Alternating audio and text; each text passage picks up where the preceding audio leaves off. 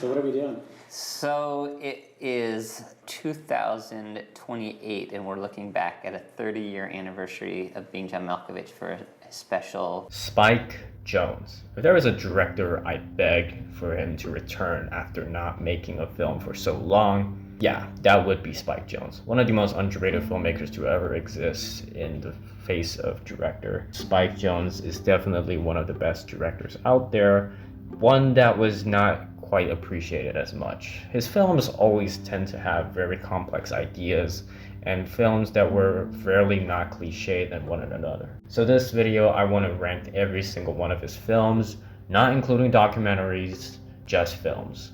Ranking from my least favorite to my favorite film of Spike Jonze.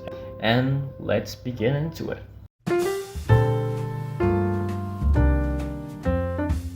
Where the Wild Things Are is easily the worst film of Spike Jonze, but it was far from being bad. Maybe a lot of the times it was because it was his least creative film, and the fact that Charlie Kaufman was not on his side, so yeah, it kind of felt like it is. Where the Wild Things Are follows a very similar trope of a child exploring a new nature after abandoning his home, a very unwelcoming environment, I would say. And a lot of the things of this film is very simple and very cliche to your normal child family film. But Where the Wild Things Are was very simple when it comes to idea. But in my opinion, it was still a very good film at the end of the day. I still do think that it was a good film, but it does for me the least. And I don't really feel like remembering it all. It doesn't have any iconic scenes, and definitely because it was the least creative that possibly can happen.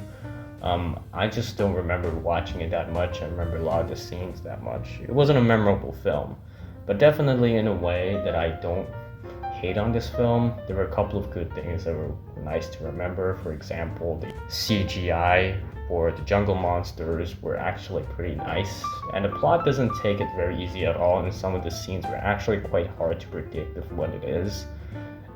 But I found the ending to be a little rushed, and a lot of ways it kind of felt like it was just not emotional enough to hit me to that level.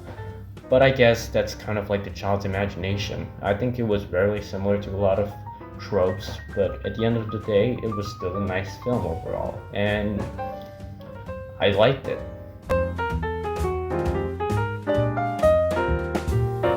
Being John Malkovich is a great film, and I definitely say that even though it was number 3 on the list, I cannot say that this film was my favorite out of the other two.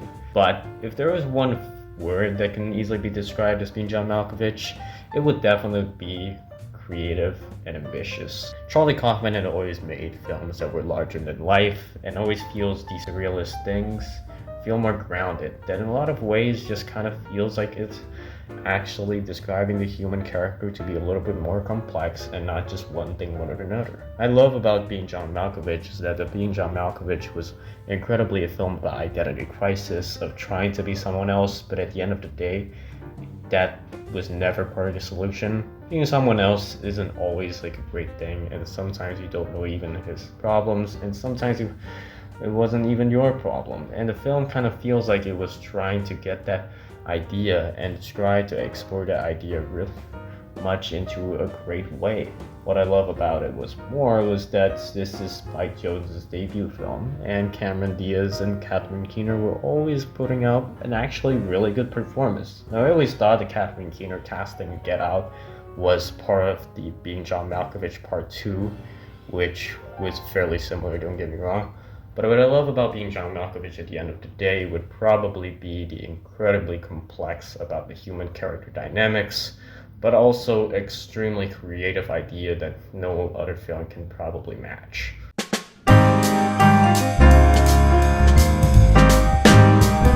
Adaptation was basically the most simple film to say fuck you to the Hollywood industry. It was one of the most creative, out of cliches, and one of the most unimaginable films. Similar to Being John Malkovich, Charlie Kaufman likes to go deep into these ideas of how to make films that nobody could ever think of. Adaptation is literally a film about writing a screenplay, and Charlie Kaufman's experiences on writing a screenplay on his own, and how he tries to adapt from a book called Well, I forgot what the book's called. Okay, I'm sorry. But the film itself definitely explores about how to really write a screenplay and the dynamics between characters that no one would possibly ever imagine. I love the performances in this film, and Nicolas Cage I've always found to be awesome to be playing a twin. And also Meryl Streep was extremely nice in this film. She should have won his third Oscar in this film. Chris Cooper is definitely the MVP of this, and definitely the depiction of a lot of scenes was really nice. It was a very educational film and a very personal film for as well. It's like a lot of the experiences that Charlie Kaufman went through, writing a screenplay being harsh, completely therapeutic, and also very resonated to a lot of screenwriters who are trying to get into the industry right now. I love Adaptation, but the next film would probably be the best on the list that I have to force to put Adaptation on number 2, but it's still one of my favorite films of the end of the day.